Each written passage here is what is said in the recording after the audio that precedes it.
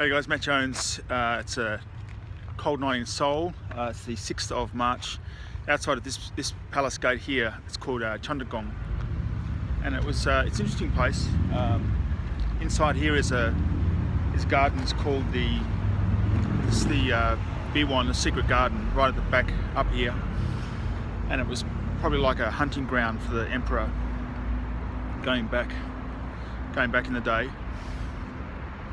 Quite a beautiful palace inside as well, and it was destroyed twice and rebuilt, and largely for about 400 years or so it was pretty much abandoned as a formal facility.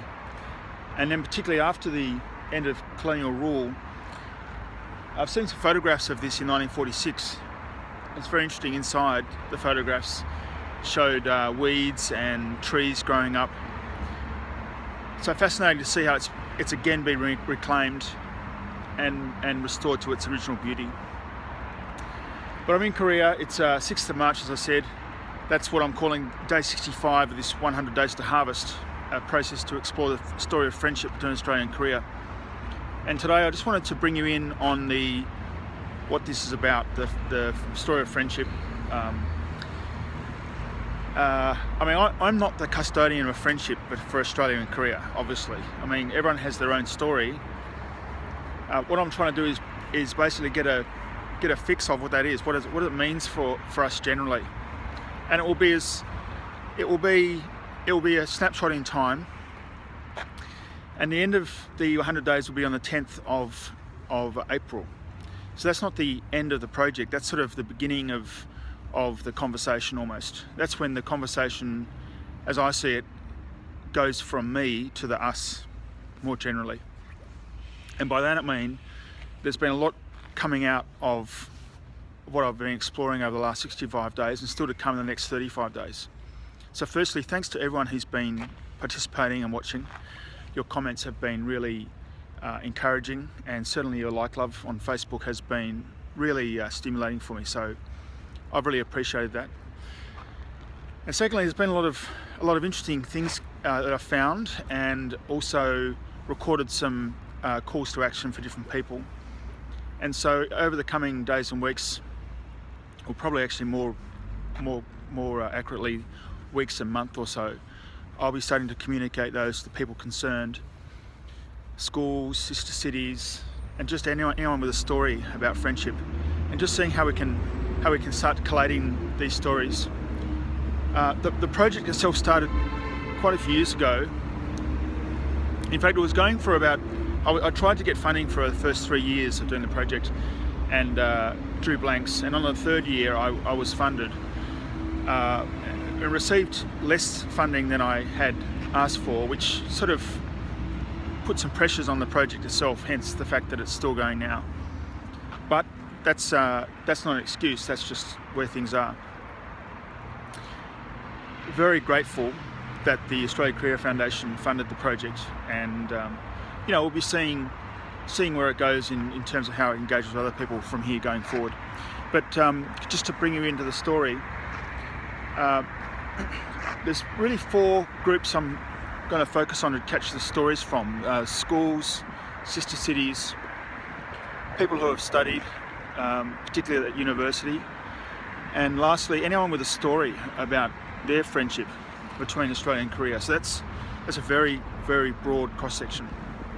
And then we're going to see how it's best to capture those stories, put them together in some form. They'll be on basically like a big website, on a website that can be then accessed and communicated through a augmented reality read on a image on the front side of a postcard. On the back side will be an actual postcard that I'm thinking that students from different schools can write to each other with. Now, clearly there's some things about how to make that work in terms of communicating with schools, getting people involved, on a very small budget, so very low budget, or almost no budget. So, working out how that will happen. A couple of things in the background to that. One is that on Friday, the Constitutional Court here in Korea will probably hand down their decision about what the outcome for Park Geun-hye, the current president of Korea, is in terms of her indictment or not to be indicted. And either way, we could probably expect there to be fresh elections in Korea definitely by the end of June. But I'd say that probably sometime in May, we could probably expect to see elections, and so there'll be likely to be there will be a new president, because each president has one term. So we'll see a new government forming on some way in some time, say around after May, once the however long that process takes. And I'm thinking that in terms of the delivery of the project, I think it's just courteous and respectful to wait for the new government to form before talking about formal friendship between Australia and Korea. That gives a bit more time to actually piece the pieces together as well, communicate between people, work out how they might want to engage, answer questions, talk about the story, how we're going to communicate that sort of thing. And the other factor involved is that Australia is in its process of redrafting a white paper for foreign policy, like a guiding document for our foreign policy for the country. And so again, I think that, friendship being, certainly not underpinning foreign policy for Korea, but a pretty strong sentiment to the relationship. While the project is not connected directly to the white paper, I think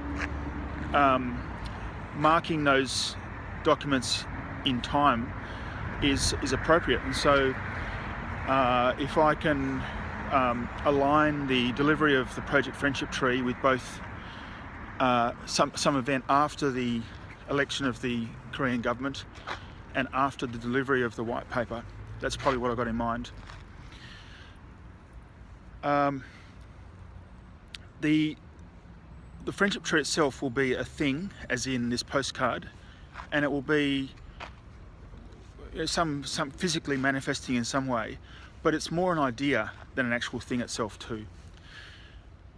That's pretty much all I've got for you now.